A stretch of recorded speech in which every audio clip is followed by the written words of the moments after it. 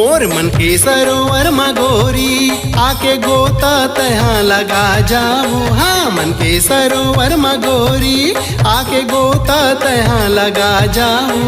मन हृदय माँ बस गेहस जिंदगी माँ अब तो आ जाओ। मन हृदय माँ बस गेहस जिंदगी माँ अब तो आ जाओ। मोर मन के सरोवर महाराजा आके तहाँ संगी समाचारे। मोर मन के सरोवर महाराजा आके तहाँ संगी समाचारे। मन हृदय माँ बसे गेहस जिंदगी माँ अब तो आ जा रे। मन हृदय माँ बसे गेहस जिंदगी माँ अब तो आ जा रे। मोर मन के सरोवर महाराजा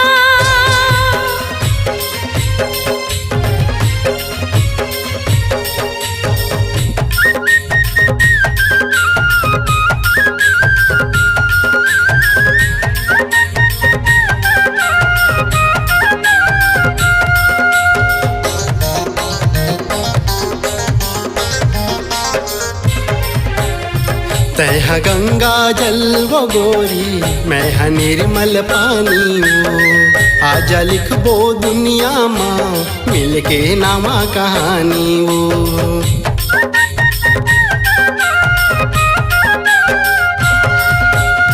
तह मोरे दिल के राजा बन गयो मैं तोरे रानी रे। आजा लिखबो दुनिया माँ मिलके नमा कहानी रे। मोर दिल के तय धड़कन माँ रग रग माँ समा जाओ। मोर दिल के तय धड़कन माँ रग रग माँ समा जाओ। मन हृदय माँ बस गेहस जिंदगी माँ अब तो आ जाओ। मन हृदय माँ बस गेहस जिंदगी माँ अब तो आ जाओ। मोर मन के सरोवर महाराजा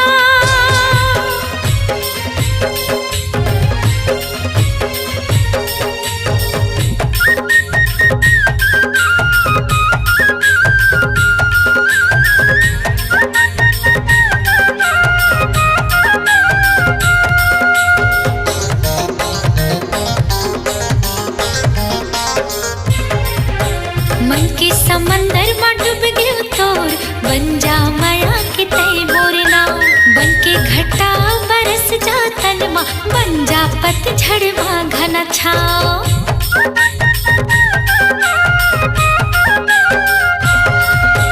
तय मोर हृदय अंतस माँ बसे हा बस रग रग मावो। घर के उजाला मया के दूनो अमर हो जाबो जगमाओ। मोर मन के सरोवर महाराजा आके तहाँ संगी समाचारे। मोर मन के सरोवर महाराजा आके तहाँ संगी समाचारे।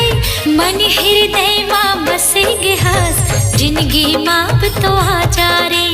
मन हृदय माँ बसे गेहस जिंदगी माँ अब तो आ जा रे। मोर मन के सरोवर मगोरी आके गोता तहाँ लगा जाओ। हाँ मन के सरोवर मगोरी आके गोता तहाँ लगा जाओ। मन हृदय माँ बस गेहस जिंदगी माँ अब तो आ जाओ। मन हृदय माँ बसे गेहस जिंदगी माँ अब तो आ जा रे। हाँ मन हृदय माँ बस गेहस जिंदगी माँ अब तो आ जाओ। मन हृदय माँ बसे गेहस जिंदगी माँ अब तो आ जा रे।